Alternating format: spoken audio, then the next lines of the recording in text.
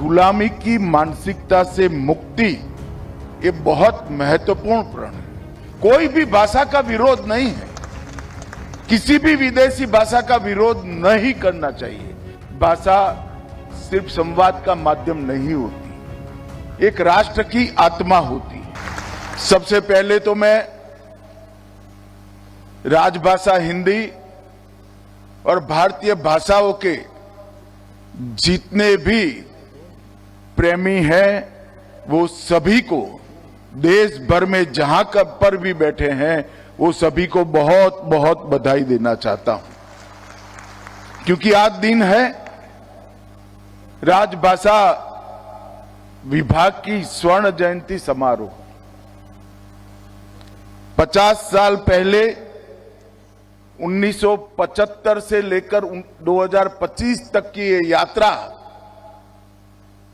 जब भारत की आजादी की शताब्दी होगी तब मुझे विश्वास है कि भारत के स्वाभिमान के पुनः जागरण के जितने भी प्रयास हुए हैं वो सभी प्रयासों के इतिहास में राजभाषा का नाम स्वर्णिम अक्षरों से अंकित कर दिया जाए।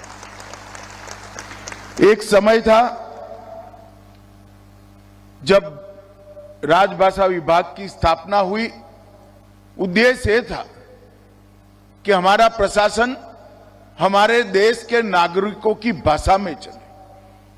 देश का एक आम किसान, एक मजदूर, एक छोटा सा बच्चा और बड़े से बड़ा व्यक्ति समझ पाए, ऐसी भाषाओं में हमारा प्रशासन चलना चाहिए। और ये लोकतंत्र के मूल उद्देश्यों में शामिल है कि देश का प्रशासन देश के लोगों की भाषा में होना चाहिए। और एक प्रकार से भारत के आत्मसम्मान को जागरूक करने के लिए भी भारतीय भाषाओं का उपयोग प्रशासन में हो, ये बहुत जरूरी था। क्योंकि कोई भी देश अपनी भाषा छोड़कर अपनी संस्कृति, साहित्य, इतिहास और जीवन के संस्कार, समाज जीवन के संस्कार, उसको चिरंजीव नहीं रख सकता।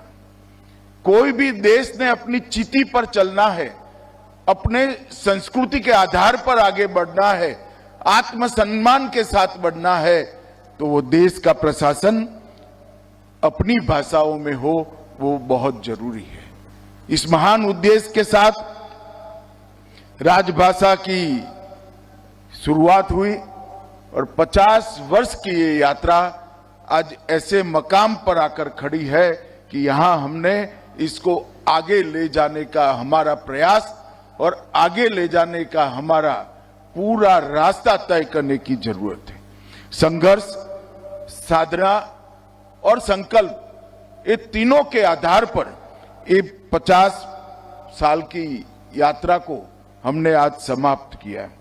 और ये पंच प्रण की बात प्रधानमंत्री जी ने जब आजादी के 75 साल हुए तब कही, उसमें गुलामी की मानसिकता से मुक्ति ये बहुत महत्वपूर्ण प्रण है। और जब तक व्यक्ति अपनी भाषा का गौरव नहीं करता, अपनी अभिव्यक्ति अपनी भाषा में नहीं करता, अपनी सोच, विश्लेषण और निर्णय करने की क्षमता को अपनी भाषा में नहीं गढ़ता, हम गुलामी की भाषा से, गुलामी की मानसिकता से मुक्त नहीं हो सकते। कोई भी भाषा का विरोध नहीं है, किसी भी विदेशी भाषा का विरोध नहीं करना चाहिए, परंतु आग्रह हमारी भाषा को महिमा मंडित करने का होना चाहिए। आग्रह हमारी भाषा को बोलने का होना चाहिए, हमारी भाषा में सोचने का करना चाहिए।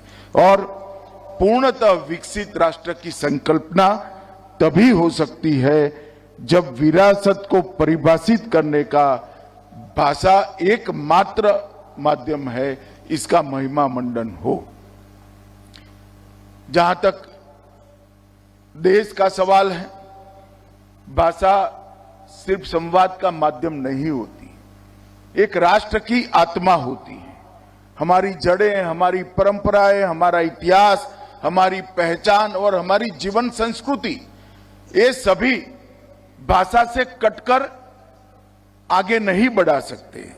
और भाषाओं को जीवंत रखना भी इतना जरूरी है और भाषाओं को समृद्ध करना भी इतना जरूरी है। ये सभी प्रयास हमने आने वाले दिनों में सभी भारतीय भाषाओं पर के लिए और विशेषकर राजभाषा के लिए करने चाहिए। अगर आप ये वीडियो YouTube पर देख रहे हैं तो हमारे चैनल को सब्सक्राइब कर बेल आइकन दबाएं और Facebook पर देख रहे हैं तो हमारे पेज को लाइक करें।